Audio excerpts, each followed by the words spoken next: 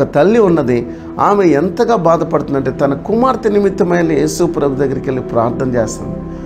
మీరు ఎవరైనా అలా చేయగలుగుతున్నారా? నా కుమారుని బట్టి నేను కరుణించు ప్రభువా, నా కుమార్తెను కరుణించాయా, నా కుమారుని కరుణించు ప్రభువా.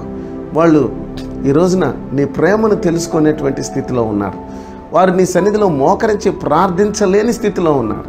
నీతో సంబంధం లేనటువంటి వారిగా ఉన్నారు. కరుణించు ప్రభువా, వారికి నీ దర్శనం కలిగించు, వారి హృదయాన్ని తెరువు, వారి మనోనేత్రాలు తెరువు అని ప్రార్థించగలిగే తల్లులు తండ్రులు ఉంటే ఎంత, ఒకవేళ అలా మీరు ఉన్నట్లయితే మీరు ఎంతో ధన్యులు. కానీ మీరు అలా లేకపోతే మీరు ఈ లోకంలో అనగా మీకున్నటువంటి ఫ్యామిలీ మెంబర్స్, మీ చిల్డ్రన్ ఎంత గొప్ప వాళ్ళైనా సరే వాళ్ళు దేవుని కోసం కాకుండా ఈ లోకం కోసం పెంచేసేసి, ఈ లోకం కోసం వాళ్ళకి అన్నీ ఇచ్చేసేసి, ఈ లోకం సంబంధమైన ఏది తక్కువ లేకుండా వాళ్ళు ప్రేమించడం తప్పు కాదు.